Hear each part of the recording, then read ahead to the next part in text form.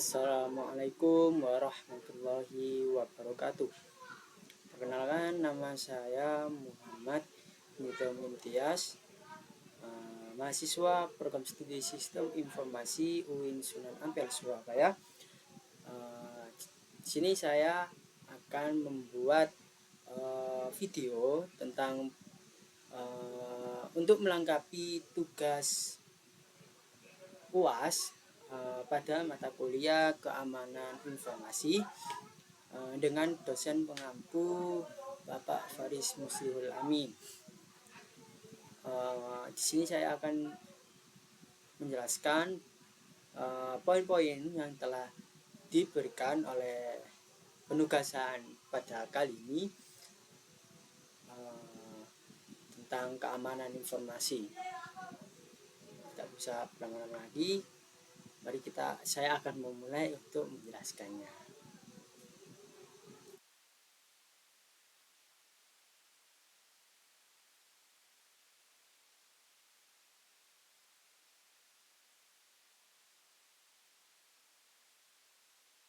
Baik, keamanan informasi. Nah, apa sih itu keamanan informasi itu?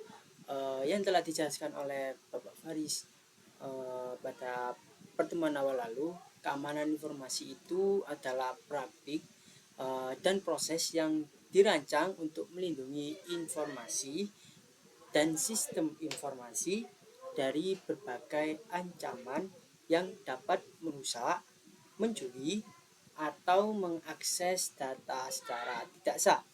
Nah, ini juga mencangkup terhadap prinsip-prinsip keamanan informasi. Yang pertama, confidentiality, terus integrity, dan juga availability. Jadi ada penjelasannya tersendiri tentang apa saja penjelasan yang ada di prinsip-prinsip keamanan informasi. Nah, mengapa sih keamanan informasi itu penting? Yang pertama, mencegah kebocoran data. Nah, informasi ini tuh sangat penting dan sangat vital bagi kita semua, karena kalau data kita sedikit bocor, mungkin data-data yang lain akan merembet bocor. Misalnya hanya bermodalkan nomor NISN dan nama ibu kandung, itu bisa membuka data-data kita yang ada di web NISN. Nah, misalnya kebocoran data itu yang diretas oleh hacker pada PDN, Kominfo pada periode sebelum ini ya. Lalu yang kedua, lanjut kedua, kelangsungan operasional. Nah, mengapa ini juga penting pada kelangsungan operasional? Jika keamanan informasi ini bocor, yang jelas operasional ini berhenti. Misalnya pada ini saya berikan contoh pada jika keamanan informasi yang kemarin yang PDN, peretasan data ini menyebabkan beberapa layanan ini tidak bisa diakses. Jadi misalnya ini layanan eKTP.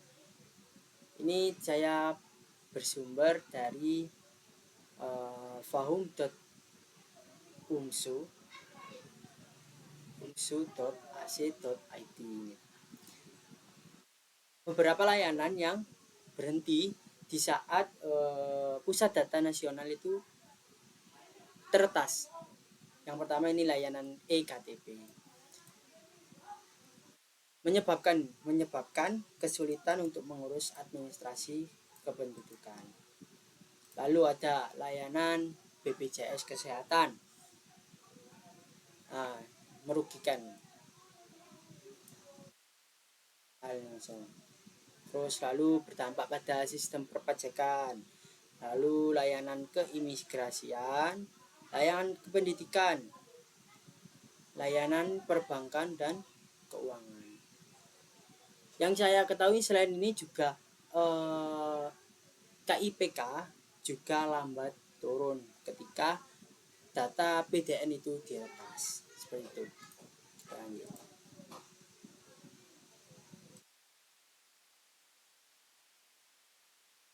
Lalu yang ketiga, menghindari kerugian finansial.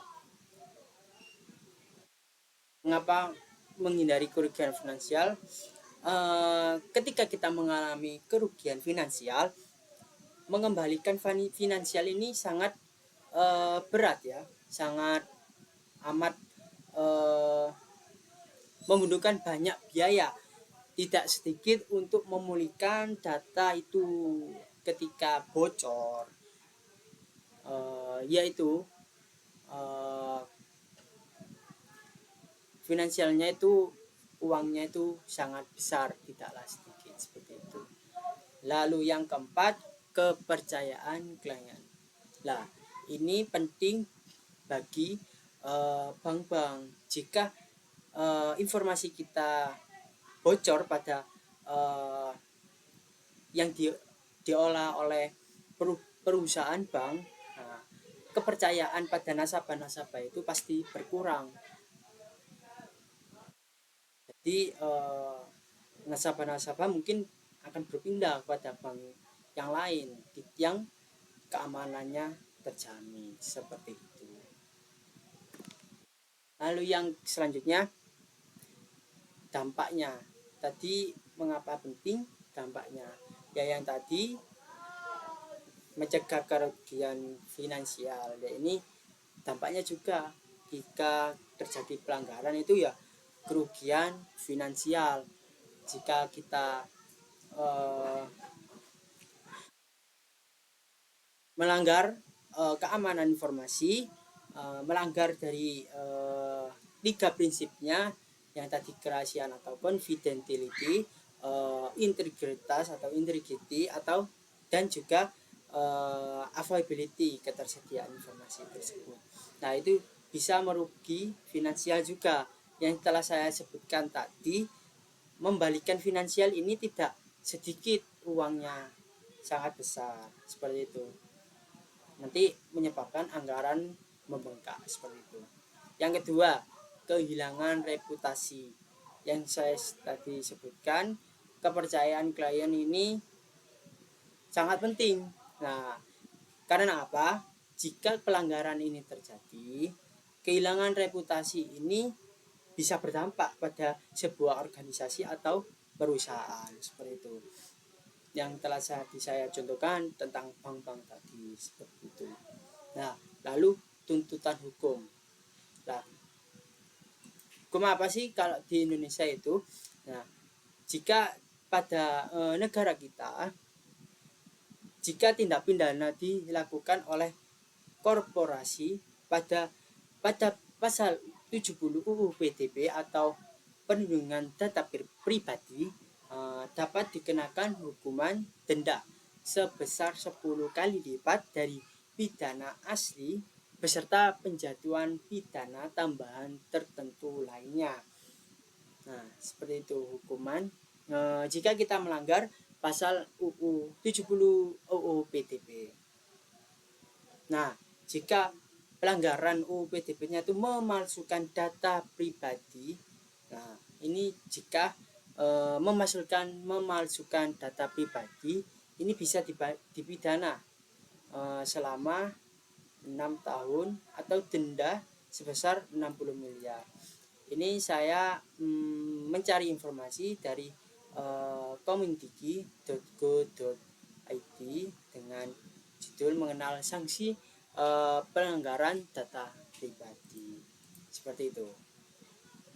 Nah, lalu selanjutnya ini ada oh ya tadi sudah.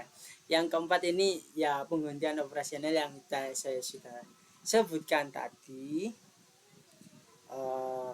Dampaknya itu bisa merangkak ya, merambat maksudnya. Jadi data itu sangat vital. Satu data itu bisa digunakan berbagai kegiatan ekonomi atau kegiatan sosial seperti itu, kegiatan administrasi sih lebih cepatnya. Kita lanjut slide berikutnya. Nah, yang tadi saya sebutkan tadi ya prinsip keamanan informasi. Nah, ada 3 yang tadi saya sebutkan. Yang pertama tadi confidentiality atau yang bahasa Indonesia kerahasiaan, lalu integrity atau biasa disebut integritas, yang terakhir ada availability atau ketersediaan. Nah, ini PPT dari Bapak Faris ya, saya menampilkan langsung ya. Nah, confidentiality atau yang disebut kerahasiaan. Nah, data itu bersifat rahasia. Nah, tidak boleh diakses orang-orang yang tidak mempunyai hak akses atau yang tidak berhak. Tidak mungkin ya seorang nasabah, seorang staff bisa merubah data-datanya. Nah, data-data tersebut menjadi tanggung jawab misalnya pada admin kantor. Nah, tak mungkin kan staff itu berganti roles menjadi admin tanpa tuntutan dari atas atau bos gitu, seperti itu ya. Nah, ada apa saja sih pada confidentiality ini? Yang pertama, data pelanggan. Nah, data pelanggan ini misalnya ya pada e-commerce, terus ya seperti itu sih, e-commerce atau toko-toko yang pada sistem jual beli pada kegiatan ekonomi. Lalu ada data pribadi.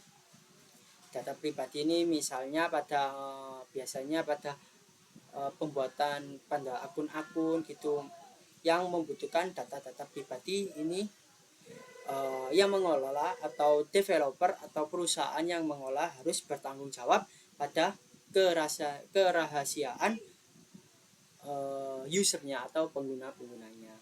Lalu data kesehatan. Nah, jadi ini sangat vital ya. Mungkin bila kita kesehatannya ini bagaimana ya, data kesehatan ini pokoknya sangat vital juga, harus dijaga dan diolah dengan baik atau disimpan dengan baik. Nah, serangan apa saja sih yang bisa menyerang pada kerahasiaan tadi? Yang pertama, penyadapan. Nah, bisa saja ini data yang jika tidak dijaga dengan baik bisa dilakukan penyadapan. Nah, penyadapan ini juga bisa dari 2 faktor, dari faktor internal atau eksternal. Nah, kalau internal ini mungkin tidak luput dari orang-orang yang sekeliling ini, misalnya yang mengelola datanya bisa saja disadap oleh yang mengelola ini. Yang kedua, mengintip. Nah, ini mengintip saja juga serangan seperti itu. Jadi confidentiality ini harus diterapkan benar-benar. Jika data itu bersifat rahasia, ya rahasia, hanya diketahui orang-orang yang berhak, seperti itu. Yang ketiga ada cracking, mencoba membenarkan enkripsi. Nah, enkripsi ini datanya itu disembunyikan. Saya punya bekas dari project, contoh dari enkripsi.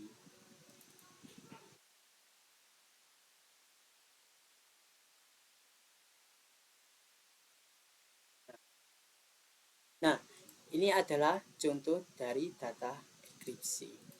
Nah, kita bagi orang yang melihat langsung ini tidak bakalan tahu bahwa ini data-data. Ya, kalau orang seawam, apalah ini ya, berbentuk kalimat yang acak-acakan. Nah, jika kita membuat program bisa membaca enkripsi, ini aslinya ada kalimatnya. Lah, ini dirubah menjadi kalimat yang acak-acakan agar tidak diketahui oleh orang yang tidak memiliki akses. Nah, seperti itu. Nah, biasanya enkripsi ini biasanya digunakan untuk data-data pribadi, misalnya NIK, lalu tanggal lahir, terus nama ibu kandung yang bersifat vital lah. Ini perlu datanya dienkripsi agar eh, jika terjadi yang enggak atau misalnya penyadapan terus dihack, orang hacker ini tidak langsung mengetahui data-data yang dihack tersebut, seperti itu. Nah, lalu social engineering. Nah, social engineering ini bisa menipu, mencari kelemahan SOP, memicu orang untuk membuka data. Nah, biasanya ini terjadi misalnya penipuan lewat telepon, biasanya memenangkan undian lalu disuruh mentransfer sejumlah uang. Lah itu marak-maraknya contohnya social engineering seperti itu. Proteksinya itu bagaimana? Nah, yang pertama memisahkan jaringan aplikasi dan VLAN. Nah, jadi dipisah jaringan sendiri, aplikasi sendiri, VLAN sendiri, seperti itu untuk mencegah kebocoran data atau dihack orang yang tidak bertanggung jawab, seperti itu. Yang kedua, penerapan kriptografi. Nah, yang tadi saya jelaskan tadi, bisa kriptografi ini ada dua. Yang pertama enkripsi dan juga deskripsi, seperti itu. Yang ketiga, memagari, nah, atau firewall. Nah, jadi data-data pribadi itu perlu dipagari. Nah, maksud dipagari ini dibangun tembok. Nah, misalnya tembok besar ya, misalnya lapisan terluar ini sudah dikunci. Nah, ketika lapisan luar ini sudah terbuka, lah kita itu masih punya pagar yang di setelah ini yang luar sudah berhasil dijebol. Lah, masih tertahan seorang orang yang ingin mencoba masuknya ini agar tidak bisa mendapatkan data-datanya, seperti itu. Nah, SOP yang jelas. Nah, jadi SOP itu harus dibuat jelas dan ketat juga. Karena apa? Jika SOP yang tidak jelas atau tidak ketat, itu memicu kerentanan ya tentang kerahasiaan ini bisa dijebol atau dibobol. Nah, yang terakhir ini pemantauan log. Lalu yang kedua ini ada prinsip integrity atau integritas. Nah, integrity ini artinya itu data tidak dapat diubah oleh pihak yang tidak berhak. Jadi yang saya jelaskan yang tadi, data itu hanya berhak diubah oleh pihak yang berkewenangan. Tidak boleh data yang kita tidak berhak merubahnya, kita mencoba untuk merubah-ubah, seperti itu. Nah, contohnya ini saldo rekening. Nah, kita sebagai nasabah tidak pernah ya untuk mengganti nominal saldo kita. Nah, ini juga saldo rekening juga tidak boleh berubah jika tidak ada transaksi yang sah. Nah, kalau kita ngerubah kan tidak sah ya, ngapain ya kalau nggak ada yang, kalau tidak transaksinya tidak sah seperti itu. Lalu yang kedua ini pemilu ya, pemilu. Nah, e-voting. Nah, pemilu presiden ini kan lingkupnya besar ya, seluruh Indonesia. Negara kita kan negara kepulauan ya. Nah, jadi hasil dari setiap TPS itu harus sampai pada pusat, datanya tuh tetap sama. Nah, data di TPS dan data nanti ketika sampai di pusat itu harus sama, tidak boleh berubah sedikit pun. Nah, itu namanya integritas. Nah, untuk sistem transaksi, aspek integritas ini merupakan aspek yang penting. Nah, yang tadi ya ini saldo rekening nggak boleh berubah-ubah kalau tidak, transaksinya tidak sah. Nah, serangannya apa sih? Yang pertama, spoofing atau pemalsuan. Nah, yang tadi saya sebutkan, kalau kita memalsukan, ya, memalsukan itu bisa dikenakan pidana, tindak pidana ya. Jangan sampai kita melakukan spoofing ini ya. Yang kedua, ransomware. Nah, ini mengubah berkas dienkripsi sehingga tidak dapat diakses. Nah, jadi maksudnya ini jika sebuah data, nih misalnya ini sebuah hacker ya, dapat akses nih, jebol, datanya dienkripsi lah. Si pemilik data ini tidak akan tahu ketika enkripsi ini tidak bisa dipecahkan. Jadi enkripsi ini ada kuncinya agar kode enkripsi ini dapat kembali pada semula, seperti itu. Yang terakhir ini MITM atau man in the middle, mengubah data di tengah perjalanan sehingga data berubah di tujuan. Nah, ini yang tadi contohnya itu pemilu presidennya. Jadi nggak boleh berubah antara data di TPS di pusat harus sama, plug ketiplek nggak boleh berubah. Nah, perlindungannya itu bagaimana? Yang pertama ini ada message authentication code, MAC. Lalu yang kedua hash function. Yang ketiga ini menggunakan digital. Nah, ini hash function ini sama seperti enkripsi, namun hash ini tidak bisa dibuka kembali, hanya bisa dibandingkan datanya. Misal dibandingkan ini dalam artian seperti ini ya. Kalau enkripsi ini bisa dikembalikan pada semula dengan memasukkan kuncinya. Sementara hashing ini jika kita sudah merubah hashing, kita tidak bisa merubahnya kembali semula. Hanya bisa kita membandingkan, misalnya datanya 1 2 3. Nah, sudah di hashing. Kita memasukkan 1 2 3 itu hanya bisa dibandingkan. Seperti itu. Tidak bisa melihat secara real. Seperti itu. Biasanya ini hashing ini bisa diterapkan pada password, database password seperti itu. Kita lanjut, availability atau ketersediaan. Data harus tersedia ketika dibutuhkan. Nah, yang saya mengambil contoh yang tadi ya, ketika data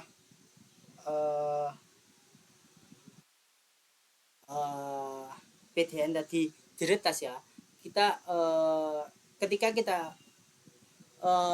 lembaga-lembaga yang membutuhkan data tersebut butuh, nah datanya itu tidak tersedia. Jadi kegiatan-kegiatan sosial atau ekonomi administrasi itu terhenti sampai dipulihkan seperti itu.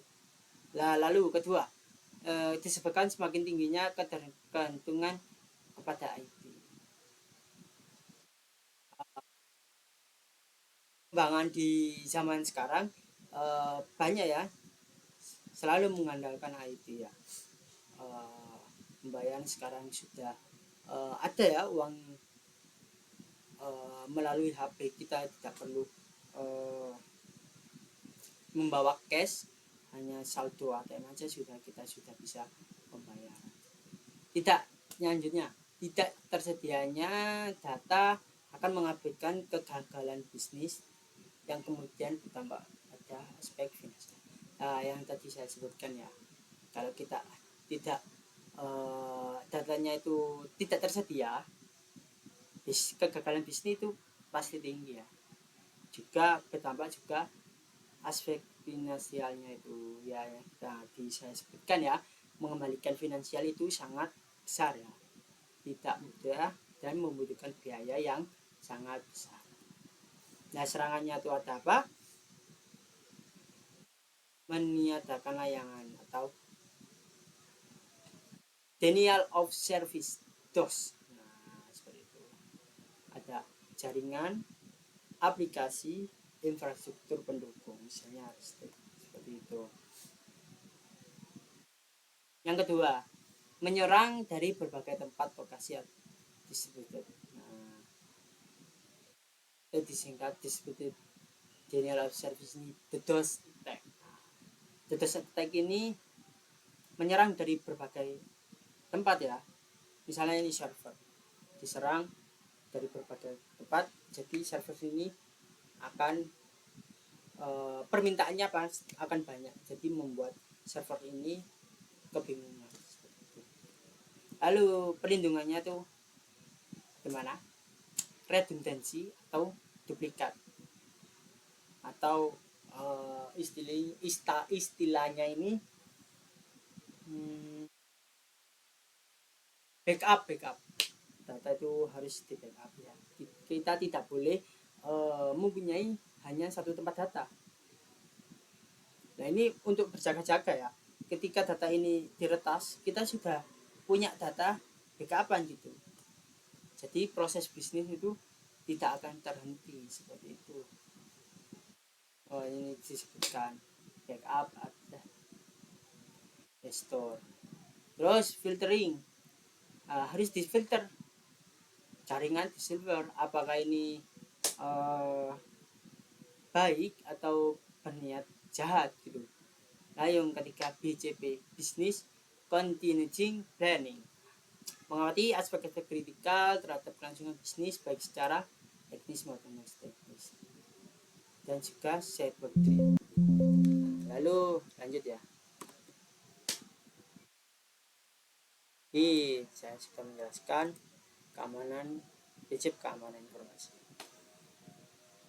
Nah, ini tadi melanjutkan ancaman dari keamanan informasi. Ya, tadi bisa saya sebutkan ya, internal dan eksternal. Yang pertama ini karyawan yang tidak dengan akses yang tidak terbatas atau bertindak ceroboh.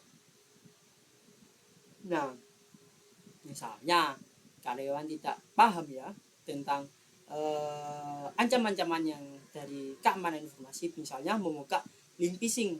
Nah, itu bisa berdampak pada data-data. Nah, seperti itu.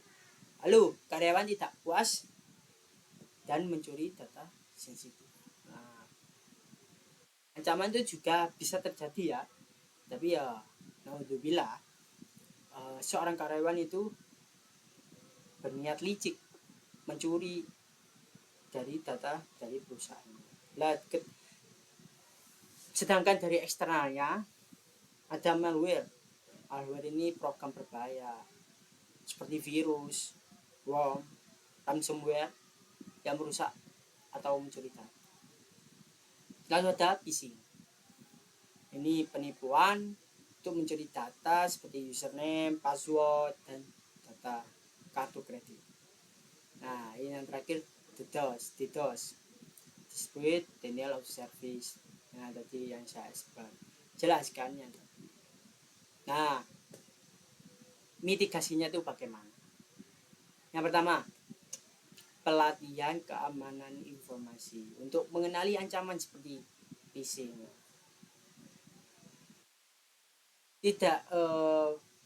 Tidak semua orang mengerti ya tentang pentingnya ini keamanan informasi ya. Mungkin masih ada orang yang awam tentang keamanan informasi ini. Jadi perlulah dikembangkan, dilakukan secara berkala. Bagaimana sih cara mengenali ancaman keamanan informasi supaya kita orang yang awam bisa aware atau berhati-hati tentang ancamannya seperti itu. Lalu menggunakan firewall, antivirus, dan enkripsi yang tadi yang saya sebutkan ya. Firewall, antivirus, dan enkripsi. Lalu melakukan audit dan monitoring keamanan secara berkala. Jadi data itu harus sering-sering dipantau ya. Apakah ada aktivitas yang mencurigakan? Nah, kalau ada mencurigakan ini harus berhati-hati, harus dicari tahu. Tidak boleh kita tahu ini mencurigakan, kita biarkan. Bisa jadi ini bisa kita kebobolan nantinya, seperti itu. Nah, yang selanjutnya ini ada regulasi keamanan informasi. Ada apa saja? Yang pertama ini ada UU Perlindungan Data Pribadi yang tadi kan ya, keamanan data pribadi itu sudah ada UU-nya, ada pasalnya. Lalu UU ITE sudah cukup jelas ya, banyak di internet. UU sama UU ini sangat sudah jelas. Jika kita melanggar, kita bisa kena tindak pidana seperti itu.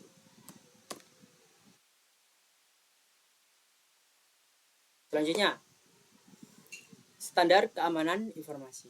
Ada apa saja? Yang pertama, ISO atau IEC 27001. Nah, apa itu ISO 27001 ini? Saya ini dari website MSECB. Nah, ISO 27001 itu standar internasional untuk sistem manajemen keamanan informasi atau lebih sering disebut dengan Information Security Management System ISMS. Nah, seperti itu.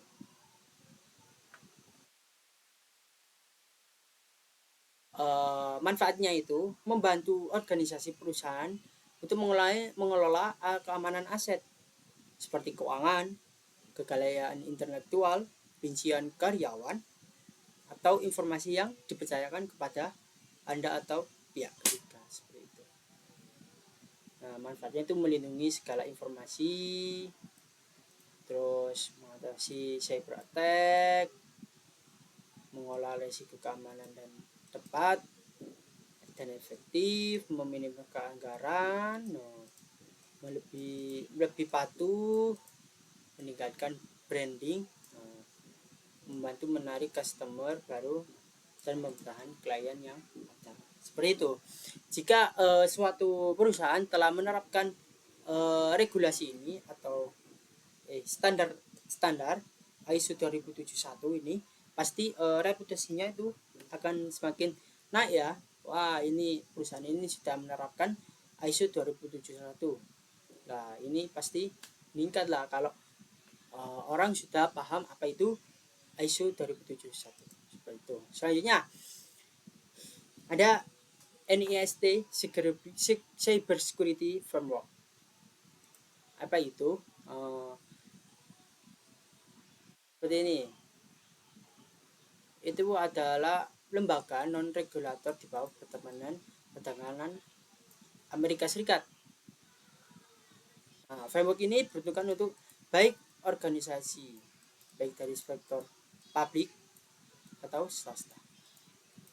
Nah, untuk apa sih? Untuk mengurangi risiko keamanan cyber dalam mengelola dan mengurangi risiko keamanan cyber. Nah, seperti itu. Sifatnya sukarela ini. Ini saya dilansir dari web Cyberhub. Seperti itu.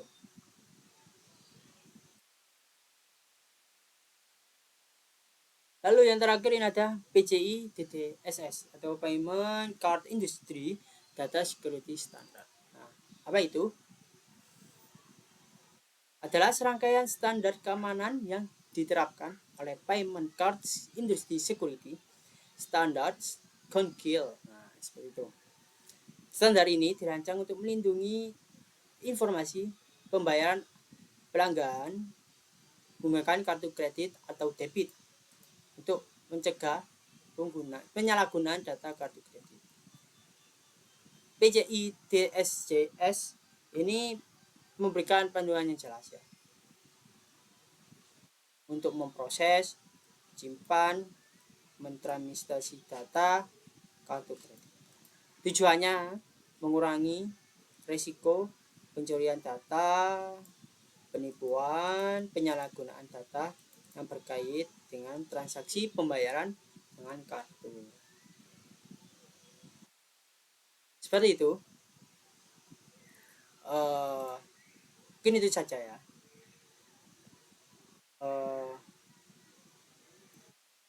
Tentang apa yang sudah saya poin-poin yang telah disuruh, kurang lebihnya mohon maaf.